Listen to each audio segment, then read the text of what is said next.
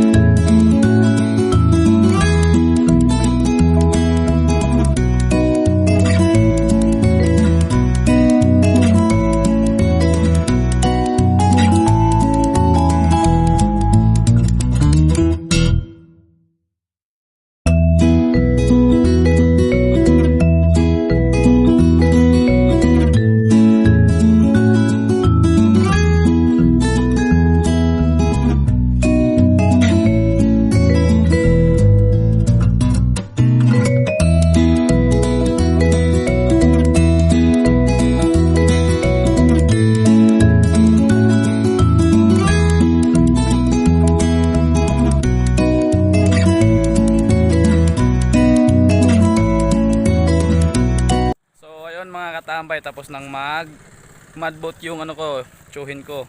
Tingnan naman natin yung sapa kung may sapat na tubig siya pang suporta in case kung wala ng tubig na stock dito sa kahon ng mga palay.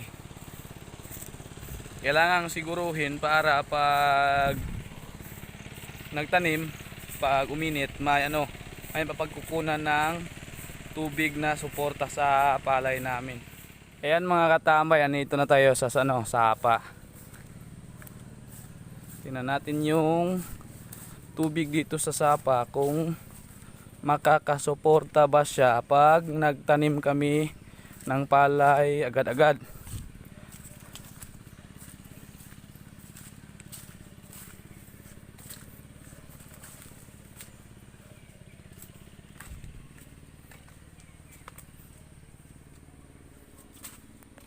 Ito mga katambay, mukhang makakasuporta to kasi dumadaloy na yung tubig at saka marami. Mukhang bumaha.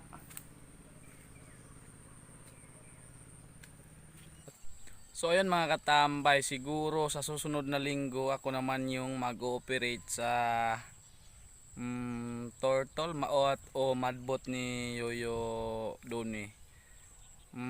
Papa yun ni ko Flora Jane, yung may channel na Ate Lang's channel po. Please support din po, pinsan ko po yun. At baka sa susunod na linggo kami naman yung mudboat sa sakahan namin para makatanim na ulit kami ng palay habang may tubig pa yung sapa. At para rin pagdating ng anong month na ngayon, October, November, December, January, February, mga March, may March or February, may maaani na rin po kami para po